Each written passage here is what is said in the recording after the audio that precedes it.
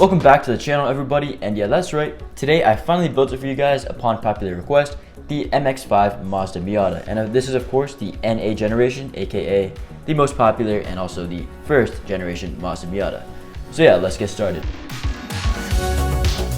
A little bit of backstory on the car itself. The Mazda Miata, or also known as the Mazda Yunos Roadster if you're from Japan, was built all the way back in 1989 and lasted about 8 years until 1997, where it was replaced by the NB Miata, which sadly did not have pop-up headlights, and that's really the reason why the NA is so popular. And so the Miata in its development was really inspired by a lot of older British roadsters, hence its small feel and just general design.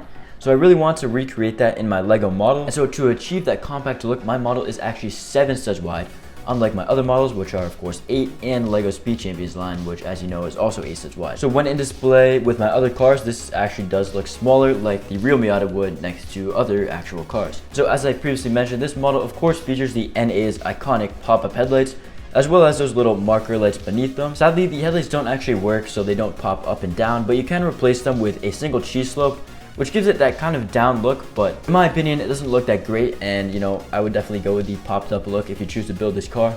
So talking about the front of this model, I used a lot of curved plates as well as some wedge tiles, as the real Miata is anything but boxy, and I really want to make my model as curved and smooth as possible. And so the sides are fairly simple. I really wanted to add opening doors, but just due to the fact that the windshield overlaps with the doors, any hinge that I tried to add, either overlapped or just would kind of get stuck if you tried to open the door. But if you guys do choose to build this mock, I would love to see a mod of it with opening doors.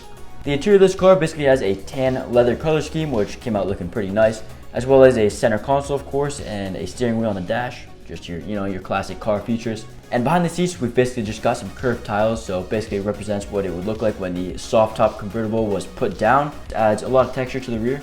And the rear end itself also looks fairly basic just from the start, but I will say it took me quite a while to get this design. I guess removing it right here, you can see that it uses a lot of snot bricks, as well as just of course a lot of tiles to smoothen it out. And it does feature some interesting techniques, such as down here where these wedge slopes are actually attached just via clips. And of course down here we've got our dual exhaust represented just by a binocular piece. And so that's really everything about this car. I will also mention that this splitter at the front can actually be removed if you'd like that look, the more more OEM stock look, but I think it adds some nice texture to the front, so that's why I put it on. So overall, this car just has a nice building experience, especially built 7 wide, kind of like my AE86, which is just another more compact car.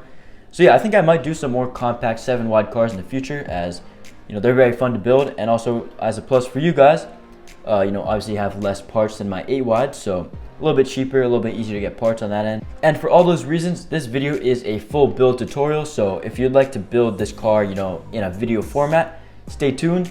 But also, if you like building more with PDF instructions, I will be releasing the instructions on my Rubricable, so they should be in the description down below when this video releases, if not just shortly after. And of course, that will also have the part list, so it will be easier for you guys to get parts for this car. And I will also be releasing this as a kit on my website if you just like to skip the hassle of getting parts altogether.